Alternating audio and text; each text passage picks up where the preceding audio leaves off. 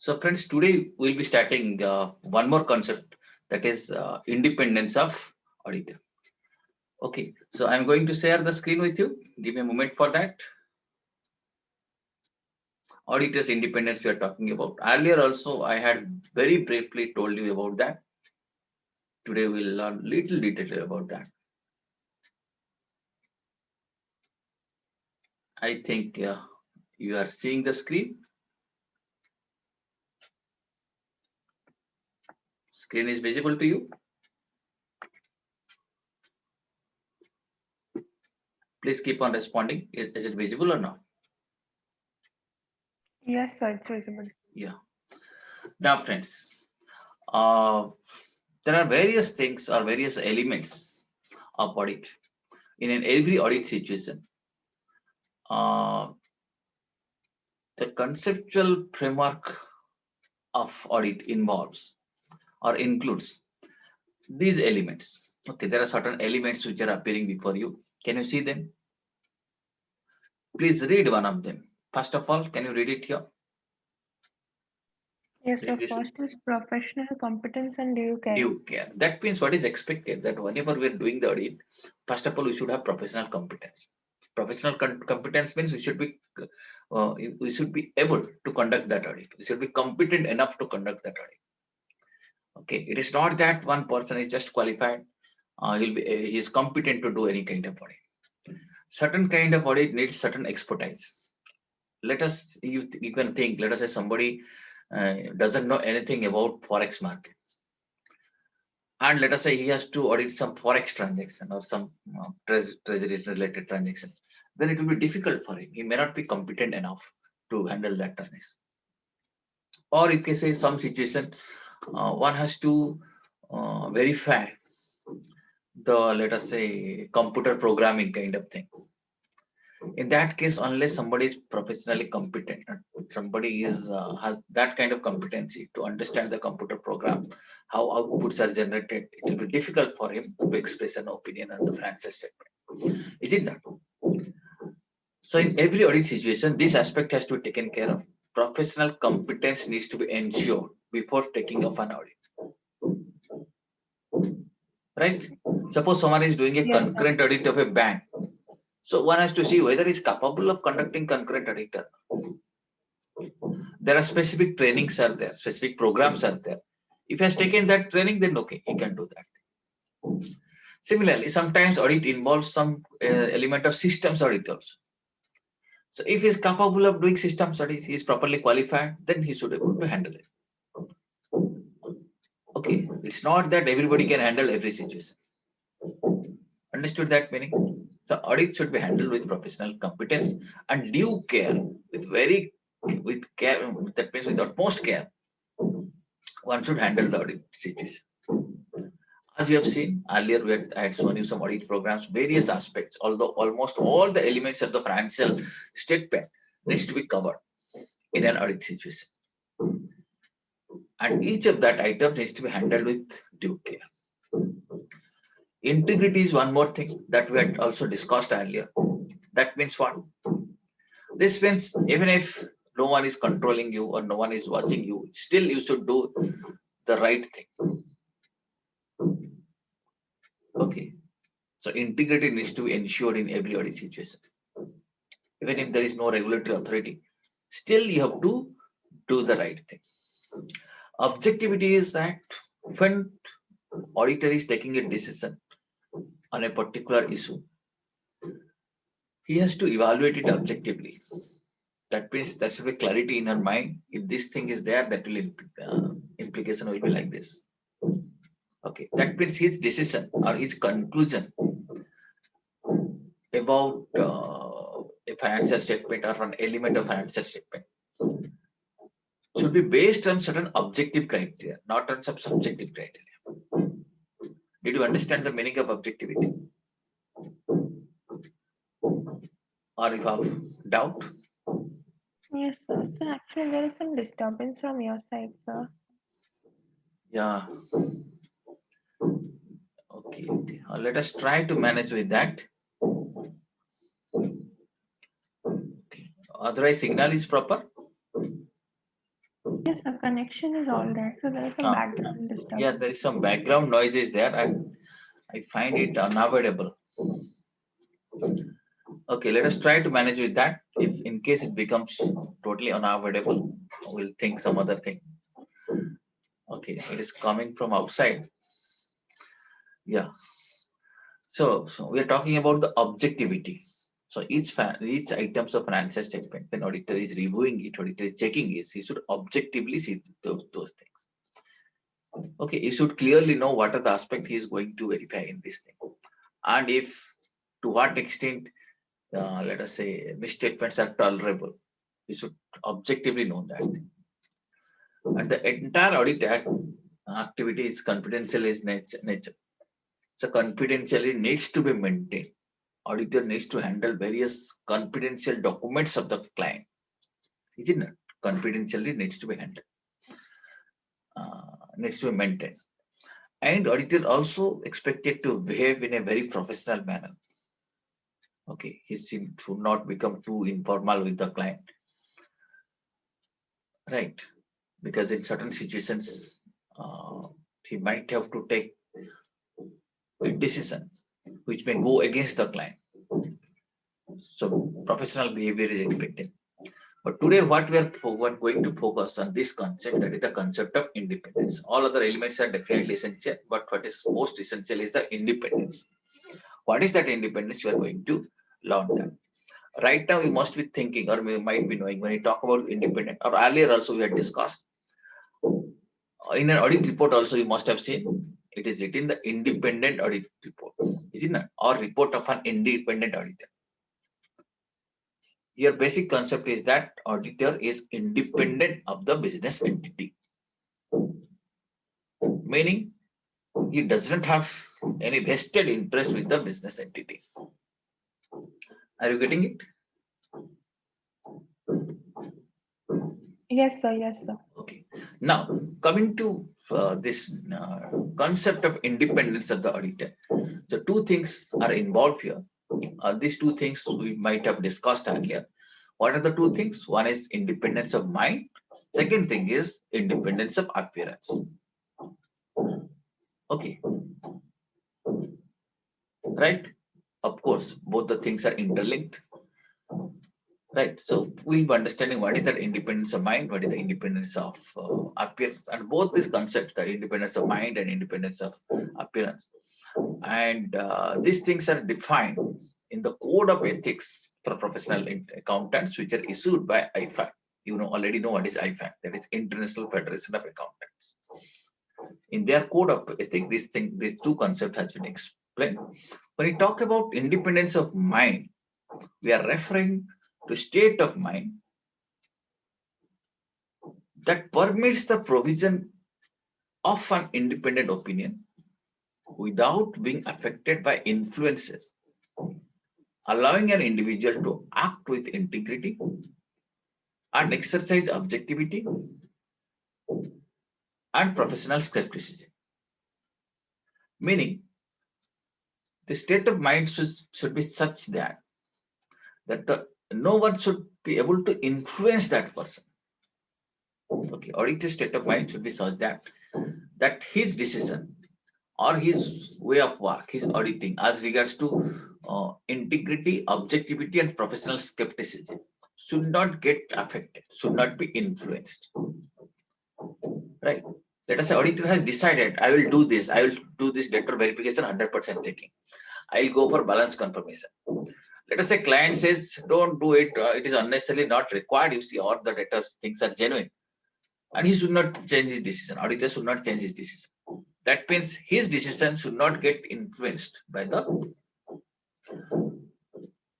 let's say, client's pressure. Are you getting? Auditor state of mind should be like that. Yes, sir. Understood? And when we're talking about the other part, that independence is appearance. Appearance means auditor, not only auditor should be independent, he should also appear to be independent. That means people should know that he is actually independent. That message needs to be conveyed to outsiders. Okay.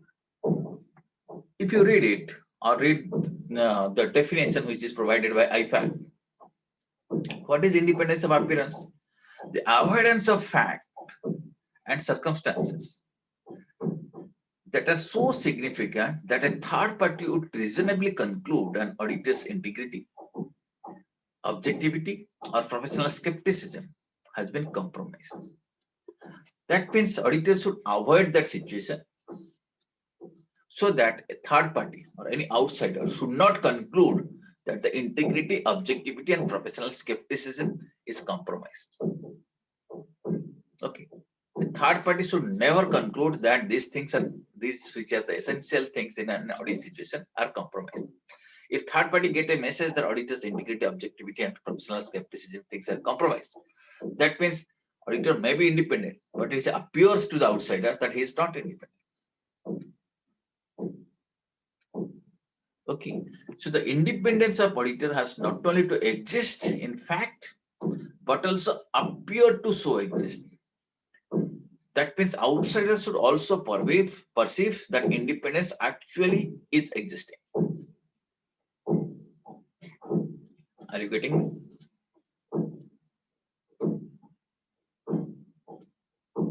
Yes, sir. Yes, sir. Did you understand the meaning of independence of mind and independence of appearance?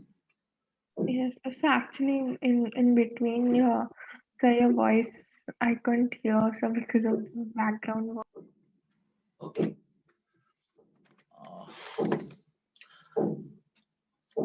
I will try to increase my volume. Is it okay if I speak like this? Yes, sir. It's fine, sir. Okay. Today, in fact, there is some unavoidable background noise. Uh, so we need to manage with that. So till now, what I had explained you, that independence is one of the essential element in any auditing situation. And IFAC has defined independent as two things. Or you can say it has got two ingredients. One is independence of mind. Second is independence of appearance. Independence mind means the state of mind of the auditor. And the state of mind of the auditor should be such that it should not get affected, or his working style or his integrity, objectivity, and professional skepticism should not get affected by the influences of anybody. Okay. And coming to independence of appearance, that means any third party or any outsider should not perceive that auditor's integrity, objectivity, and professional skepticism has been compromised. Okay, these are the two things or two important component of auditor's independence. I think you got an idea about this. Okay, right? Yes, sir. Okay. Now, but in any audit situation, we can visualize certain threats to auditor's independence. Certain threats. That means because of these threats, it may not be possible to maintain independence. 5 kinds of threats is perceived here. Can you read here? From here we'll start. Can you read what is the first one? So self-interest, auditor could benefit from financial interest in client. Okay. Sometimes what happens, we'll be learning in detail what is this self-interest. There is a possibility that auditor is also involved in some financial transaction. There is a possibility that auditor may have some kind of financial interest. If that is there, that is a threat to auditor's independence. Okay. And the second threat comes from this area. What is this? Second item. That is called threat of familiarity. If auditor becomes too friendly with the client, then also there is a threat to auditor's independence. And coming to self-review, third one. Many situations what happens, auditor might have to review his own work. Might have auditor has done something, auditor might have provided some consultancy job, consultancy service to the client. And again, as an auditor, he is reviewing that thing. That means he is doing a kind of self-review. Or in some earlier capacity. Suppose earlier auditor was a director of that company. Now he's the auditor. Or earlier he was an employee of the company. Now he's the auditor. Now he might have to review his own work. Isn't that? So when this thing happens, that is also a threat to the auditor's independence. Got this point? Okay. Now let us come to this point. What is this?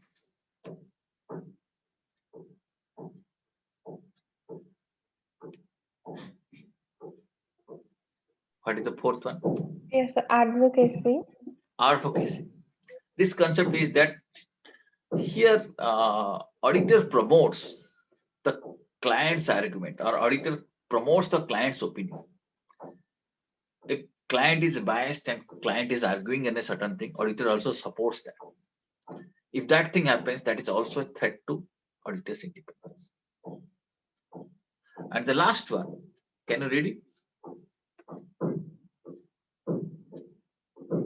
So intimidation. Intimidation. Okay. This is also one more kind of threat. What happens in this kind of situation? There is a threat that, let us say, there might be some kind of restriction on the auditors, or there is a threat that if auditor doesn't agree, or auditor doesn't agree with the client's accounting policies, auditor has a different opinion regarding client's accounting policies, then there is a possibility that auditor may be removed. Okay, or the audit fee may be reduced.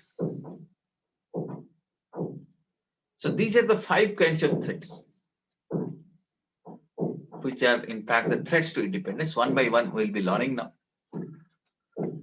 Okay, and these 5 kinds of threats are again identified by IFAC, that is International Federation of Accountants. First, as I already explained you, self-interest threat. This is a threat which occurs when either the audit firm or the partners have some kind of financial interest with the client. If some financial interests are there, then there is a possibility of self-interest threat, because your self-interest gets affected. What can be the possible financial interest? You see, these are certain examples are there. Let's say direct financial interest, or materially significant indirect financial interest. Either the auditor is directly interested in some financial transaction with the company.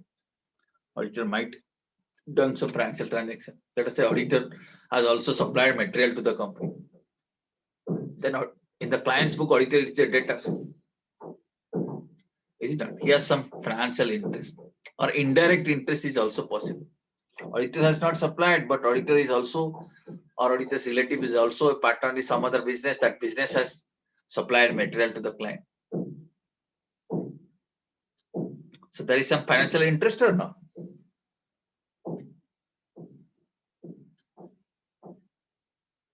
Yes or no? Yes, sir. Yes, sir. Yeah, if that is the financial interest, there is a possibility of self-interest threat. Your self-interest may get affected. Okay, self-interest may get affected. Another situation is that, let us say, loan or guarantee to or from the concerned client. Let us say auditor is auditing a bank. He himself has taken a loan from the bank. So there is a self-interest. Even if the loan is doubtful, okay, he may insist not to make any provision against that, because his own interest gets affected. Is it not? If auditor has given some loan, given some guarantee to the concerned client, that is also another case of self-interest threats. Okay, are you getting? Yes, sir. Yes, sir. Another example is undue dependence on the client's fee. Let us say auditor is totally dependent on the client's fee. His auditor is having only one client and he gives the entire fee. So there is a threat, because if tomorrow client removes the auditor, then what will happen? Auditor will face financial difficulties because he's totally dependent upon that client. So that will also create a kind of self-interest threat. Okay. Fourth situation or fourth example is that auditor might be very close to the client. It has got certain very close business relationship. And if client is for some reason unsatisfied, client is not satisfied, then auditor's business may get affected. Because of this close relationship, one kind of threat, which is self-interest threat, is also perceived. Another threat is that potential employment with the client. If auditor thinks that, okay, once my audit term is over, I can join as the director, I can join as an independent director. So that is a possibility of employment in the client's organization. So that's also that also creates a self-interest. Then contingent fees for audit engagement. If audit fee is dependent upon certain situation, okay, it might be any situation. Audit fee is dependent. Audit fee is, let us say, certain percentage of profit.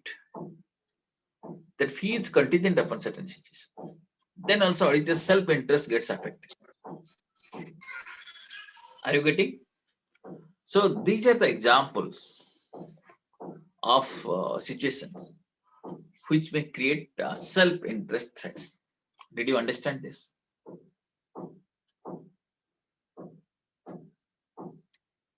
Yes, sir. I told you 5 kinds of threats are there. The second type of threat that we'll be discussing now is about self-review threats. Okay, self-review, as we are discussing, that in certain times and certain exceptional situations, auditor might have to review his own, or let's say, own activities. Might be auditor has already provided some non-audit engagements, and that needs to be reviewed. Auditor has provided some consultancy services, and now that needs to be reviewed. Or where the member of the audit team is was a director, senior employee. Earlier, let us say he was a director. Now, audit, and subsequently he become the auditor, and he has to review his own work.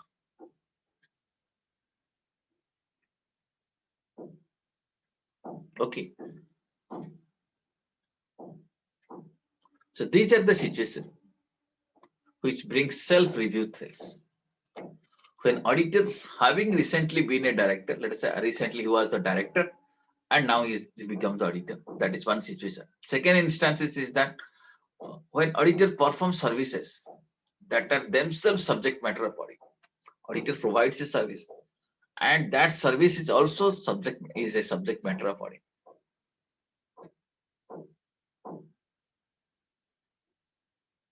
Okay, did you understand this situation? Let us say auditor has provided an opinion that you create this much of provision, and the provision is subject to audit. So in some other capacity, auditor has given a consultancy that you create a provision of this much, and now that provision is going to be audited. So auditor has to review now his own work. So that situation will create a self-review threat. Did you understand this?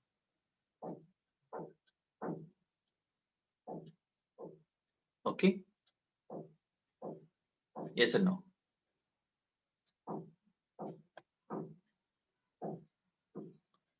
Now, Yes, sir. yeah, third kind of threat is called as you can see it here.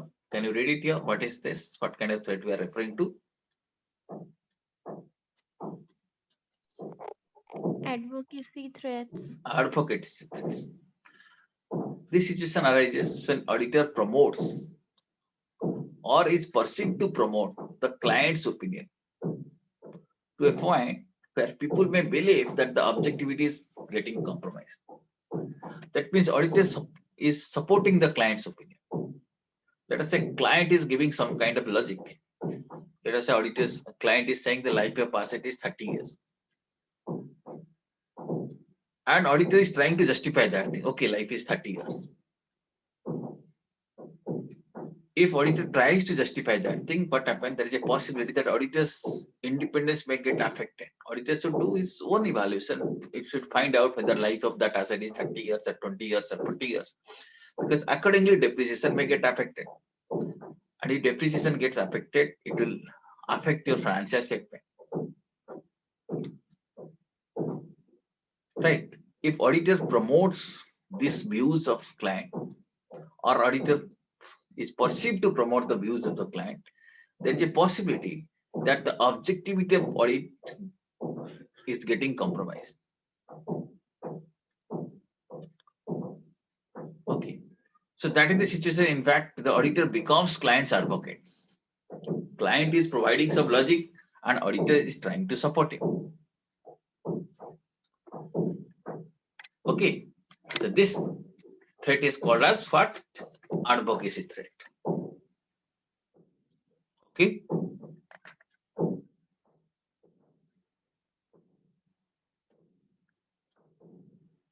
Right. Fourth, Yes, sir. yeah. Fourth kind of threat is referred to as familiarity threats.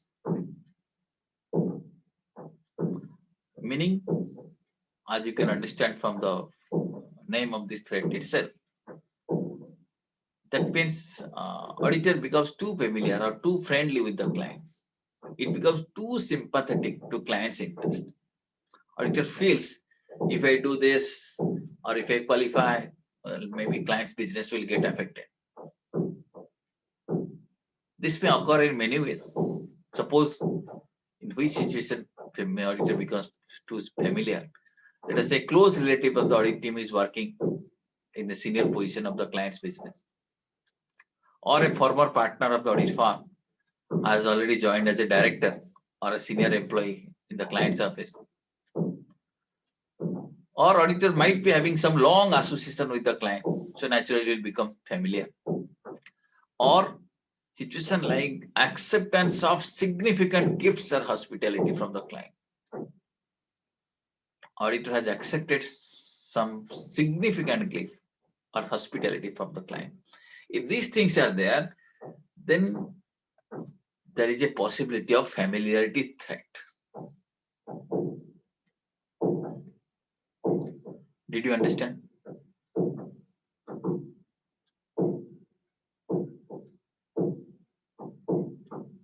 Yes or no? Yes, sir. Got it, sir. Yeah. The fifth kind of threat is, as you know, intimidation threat.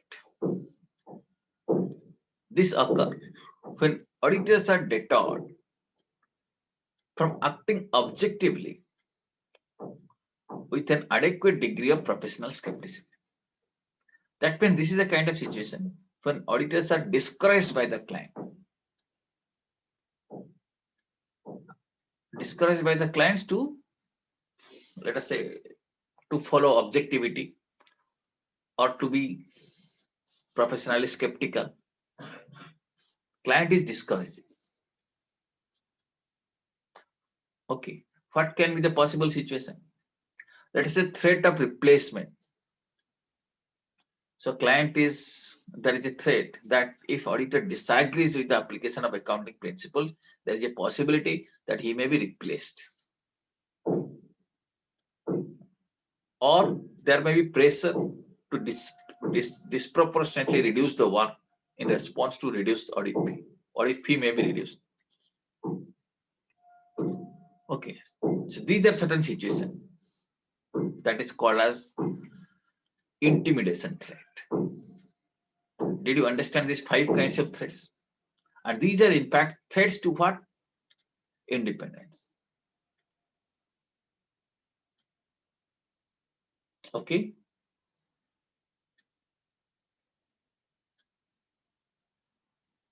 Yes, sir. Okay. Now, can you have you remembered the threats now? 5 threats I told you. Threat of self-interest, threat of familiarity, threat of self-review, threat of advocacy, and threat of intimidation. Now, give me answer to a question. Let us say this time this question will go to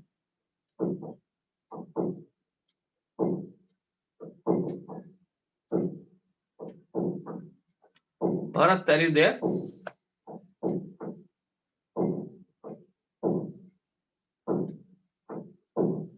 Bharat,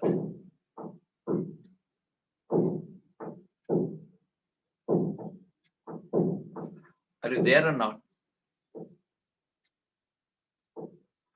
If you are not responding, it will be assumed that you are absent. Now, Sonia, are you there?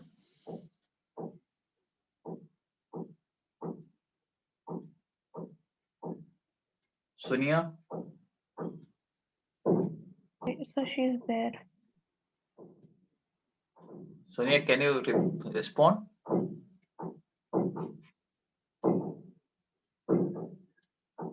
Yes, sir. Yeah.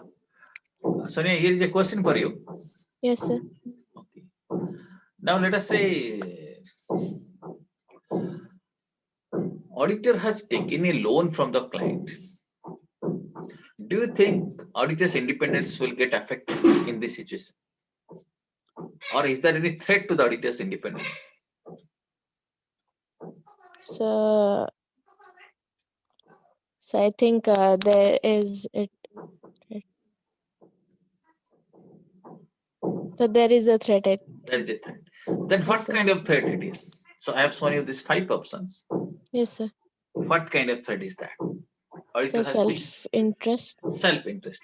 Okay, good. Thank you. Thank you. Now, next question I will be asking to Srinath. Yes, sir. Yeah, Srinath, I am giving you one more situation now. Let us say auditor is also the GST consultant of the client. He is giving GST consultancy and he is also auditor of the company. Do you think it will affect the independence of auditor? No, sir. Yes or no?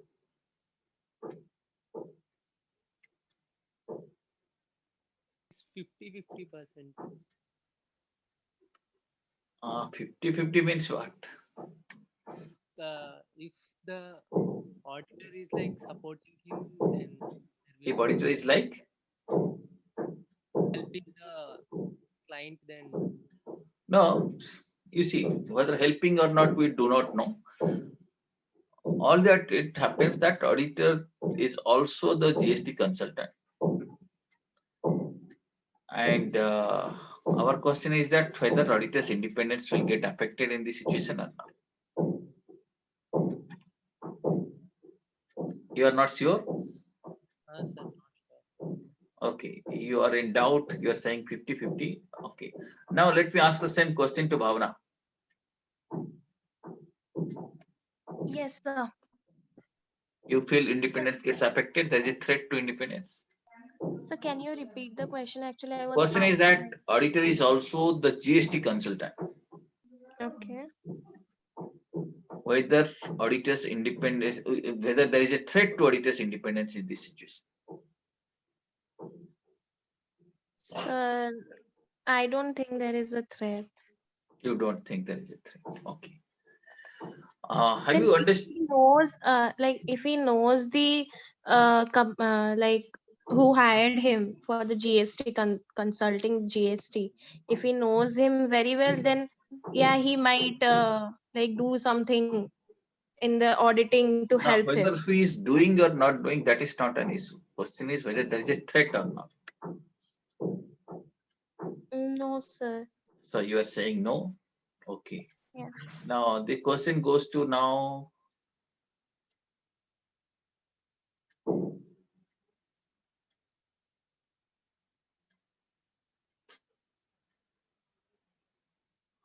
Aliva.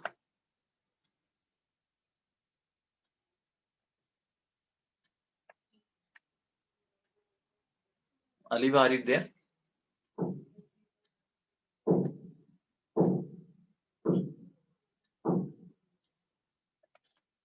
Aliva, you're there?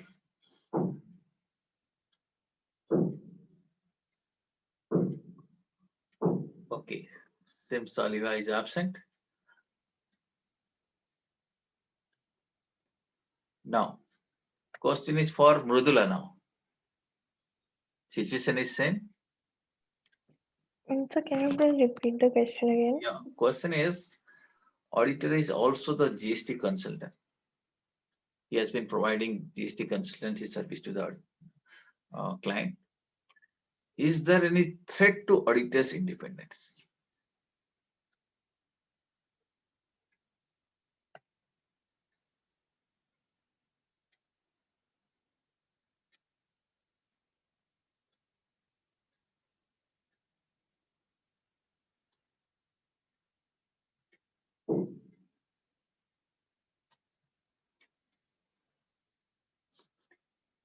Threat is there or not?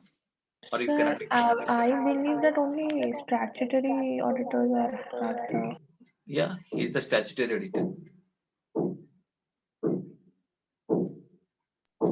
So then, if he's a statutory auditor, then he has the authority. Authority is not an issue. Your issue is that whether there is a threat to auditor's independence or not. Friends, once again, you are expected to read these concepts of threat in detail. So when I explained you this self-review threats, what does it mean? I had given you some example also that auditor has provided some other services. And again, he is supposed to review this. Now the GST amount, GST related things are to be reviewed by auditor or not? As the auditor, will you review the GST transaction or not? Yes, sir. And you yourself has provided that service. So is it not a kind of Self-review threat. self-review? Then why this Yes, thing sir. is not coming to your mind? Did you understand? Yes, sir. Okay.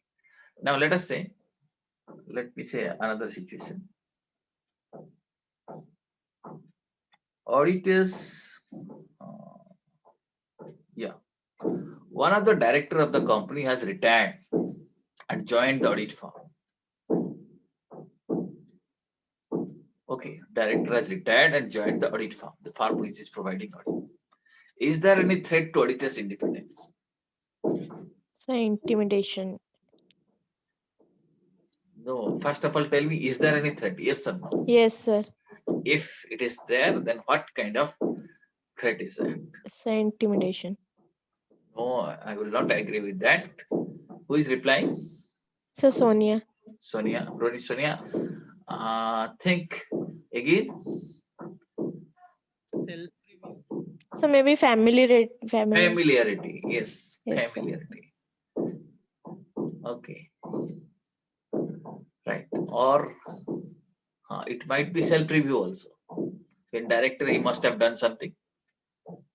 Okay. It is in fact it is a self-review threat. Right. And let us say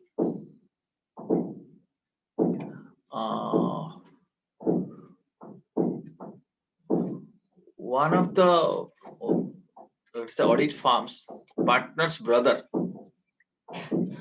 is a director in client's business.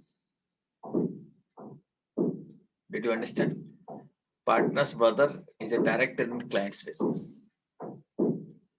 What kind of threat is affected? What kind of threat is there to auditor's independence?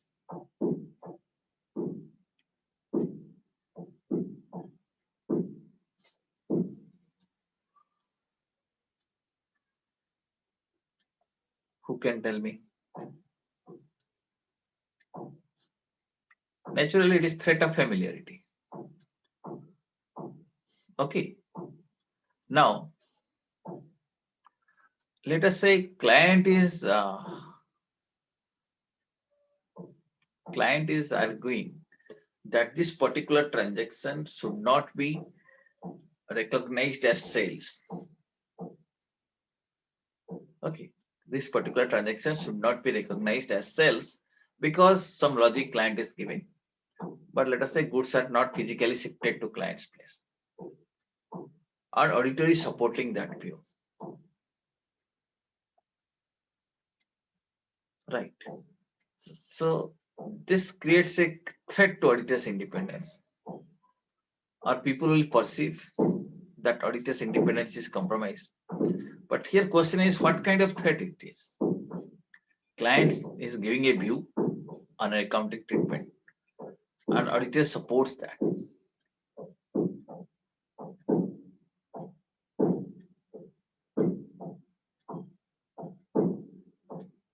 What kind of threat is that?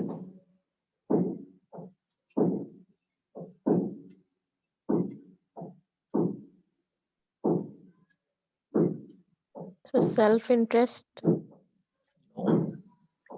This is a threat of advocacy. Okay. So I explain you one by one. Once again, you see what is advocacy.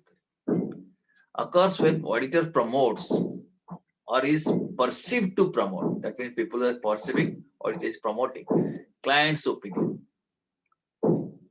Okay, that is called as advocacy threats. So these are the 5 kinds of threats which are important for you. So friends, please go through these 5 kinds of threats. These threats are contained in the study material also. You can read it. Okay.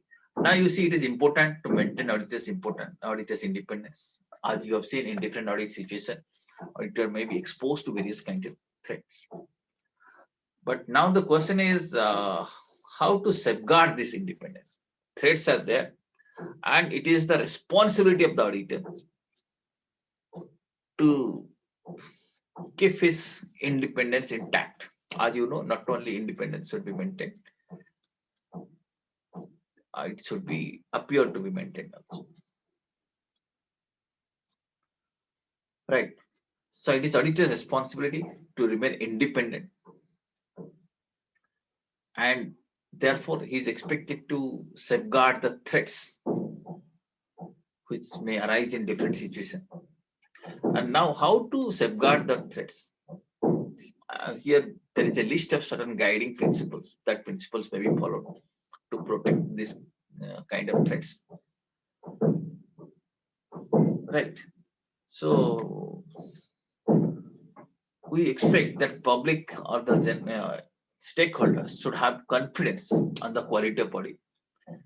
Therefore, it is essential that auditors should always be and appear to be independent. So that this aspect has to be taken care of. Auditors should be independent and should also appear to be independent. And the fundamental principles of integrity, objectivity, and professional skepticism. All the 3 things are essential. And all the 3 things require that auditors should be independent. Then only he can behave in an integrated manner, objective manner, and he can be professionally skeptical. So independence is a must. So before taking any audit assignment, what is expected, auditors should conscientiously consider what are the threats to his independence. You have to evaluate the situation. You have to see, is there any threat? And if threat exists, what he should do? Either he should desist from the audit, that means he should not accept that audit, or he can put in place safeguards. So certain steps can be followed so that this can be protected. That means threats can be protected. So they can be safeguarded. And if the auditor is unable to fully implement these safeguards, then what he should do? He must not accept the audit. Did you understand? There are several things or several concepts we need to understand here. First question or first thing is that all of you please participate. That it is whose responsibility, we need to know, it is whose responsibility to maintain independence. Who is responsible for this?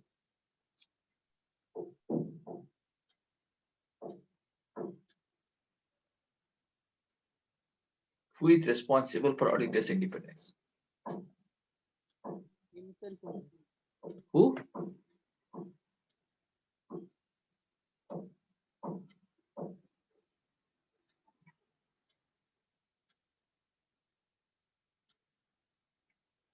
Bhavna, can you reply?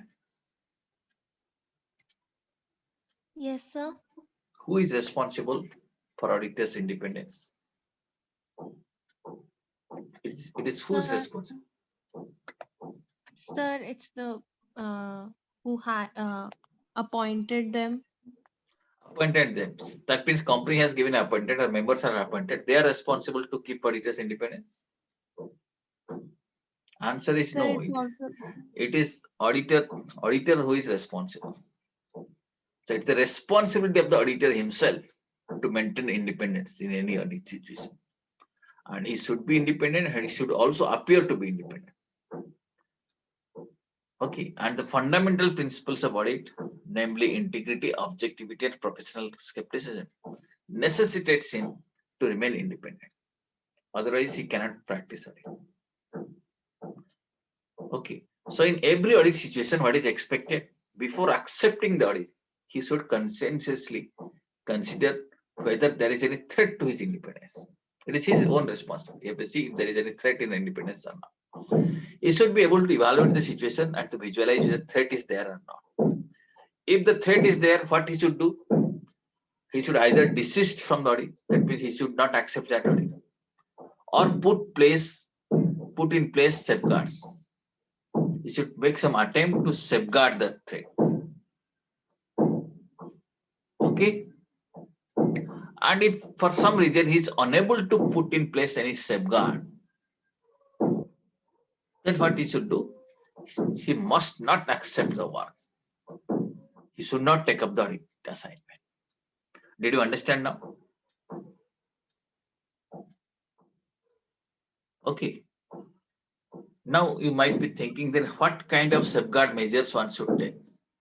Okay. I'm showing you one form, in fact, practical form. You see, this form shows it's a declaration. It's a declaration of interest. Okay, as you can see the form, one can fill up his name and designation. He can write, I declare that. That means this is a declaration for the employees, declaration for the employees of the audit firm to disclose their interest, if any. Because if they're interested, there is a possibility that it may bring a familiarity threat to the independence, to auditors' independence. So they should disclose if they have any interest or not. Okay, so this is a safeguard measure. You can collect it from the audit team, and if some interest is out there, or let us say some threat is there, so you can take adequate measures. So that staff member should not be sent to conduct that audit. Did you understand?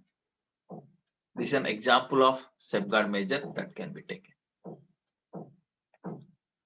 Okay, now watch this picture. This picture is collected from Economic Times. It talks about how you can restrict the scope of the audit. So if that is how auditor scope is restricted, so it is going to, or auditor scope of our case drastically reduced. There is a threat to reduce the work disproportionately. So it will be a kind of intimidation threat. So briefly we discussed these 5 kinds of threats now. Hope we have understood the threats relating to auditor's independence. Did you get it or not? Did you understand up to this? yes, sir. Okay, we'll stop here for the timing and we'll catch up with a new concept in our next session. Thank you very much.